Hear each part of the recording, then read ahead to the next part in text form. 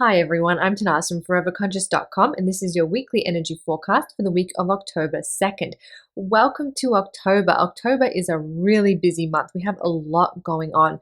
Kind of the two main cosmic events happening this month is the eclipse and also Mars going retrograde. Mars retrograde is a rare event, and so that's why its energy tends to stand out more so than other retrogrades.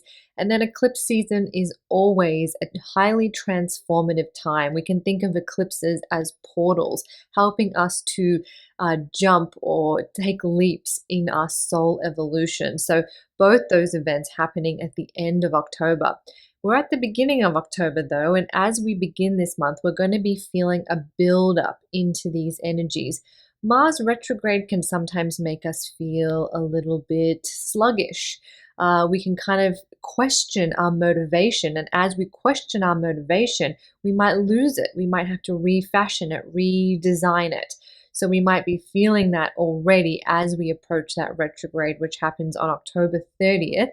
And then again, with those eclipses, because they bring such transformation, we can also feel the buildup of that, even though that eclipse does not happen until the end of the month as well. So kind of this building energy is what we may be feeling as we start this week.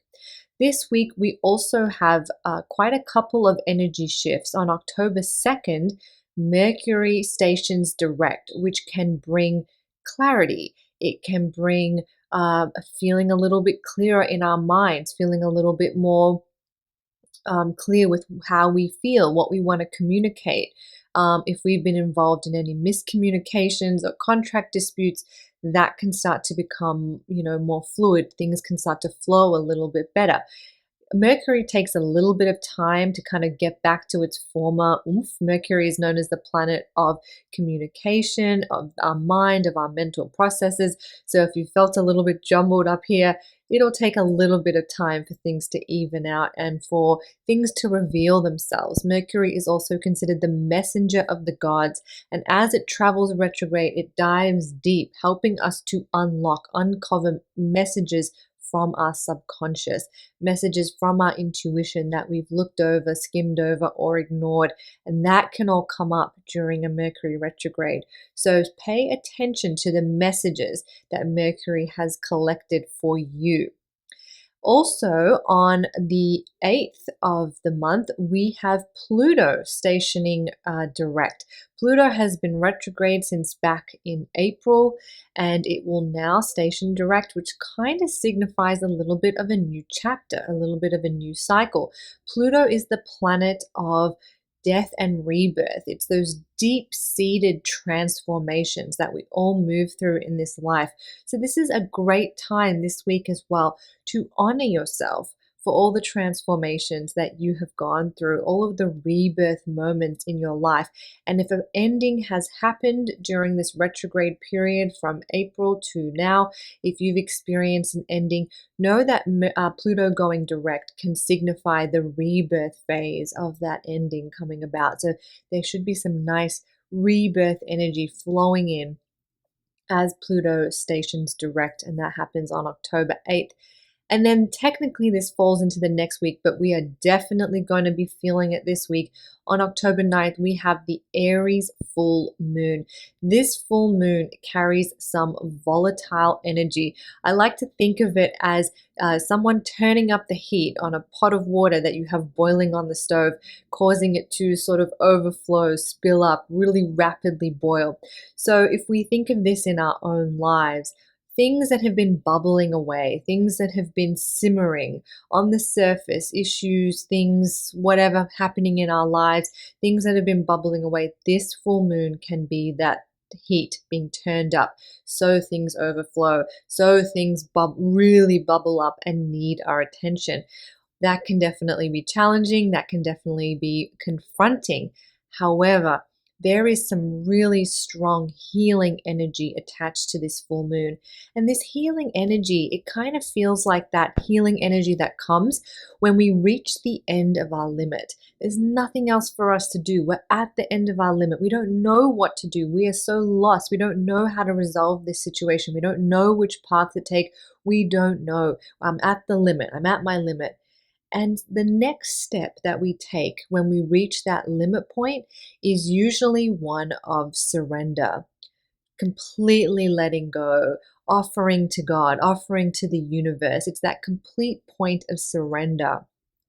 And that is where this healing energy seems to come from.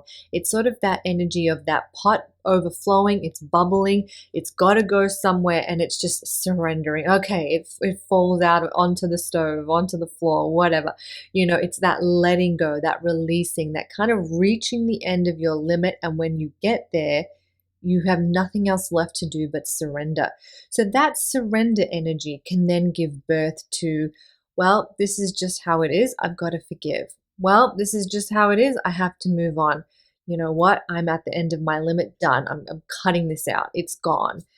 It could manifest in any one of those ways. It could also manifest as, I'm at the end of my limit. I don't know what else to do. I'm just going to forgive. I need to move on. I'm just going to forgive, release this, or I'm just going to let this be. I don't know what else to do. I'm surrendering. I'm letting it be. I'm giving it to God, giving it to the universe.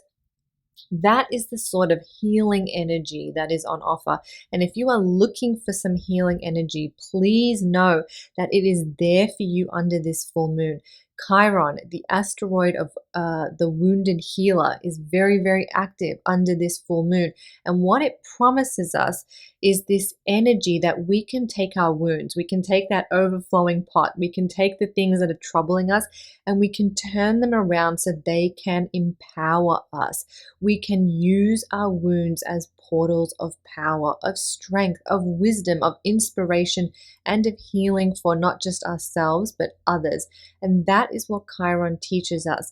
It's kind of like, stop licking your wounds. Learn that this is here, this wound is here. Some wounds never leave us. That's just the way it's going to be. Okay, but what can I do to move forward now? I've got this wound. Okay, it's there. Let's move on. Let's move forward. It's sort of got that fiery punch to it because of the Aries energy as well. Aries is a very fiery sign. It's a very driven sign. So it is very much like, stop feeling sorry for yourself. Stop struggling with this. Just get on. Just move. Just take a step. Take an action. Let it go. Surrender. It's that kind of punchy energy. So if you find yourself in a situation where pot's overflowing, stay in the energy, stay in that, see if you can find your limit point, kind of, and then what happens after that, that surrender. See if you can access that piece, because that's really going to help you. And if you want to know more about this full moon, check out my forecast. I go into a little bit more about how you can tap into this Chiron energy. And as always, I have a ritual for you. It's specifically designed for this full moon. Definitely check that out if you're looking to tap into some of that healing, soothing energy. And before I forget, your moon calendar is now available. It's the 2023 moon calendar. It's on Etsy, and it has, as usual, if you're familiar with my calendars, it has a beautiful artwork, affirmation, and then all the cosmic events for the month. So I talk. You'll get the full moon dates. You'll get the new moon dates. You'll get the sun moving through the zodiac, retrograde dates, all of that. Check that out if you want one of those. That's your moon calendar for 2023. So I'll drop a link below in the description box. All right, guys, have a wonderful week. We'll feel that build up of Aries full moon energy, but know that you can use it to empower. All right, thanks, guys. I'll see you next week.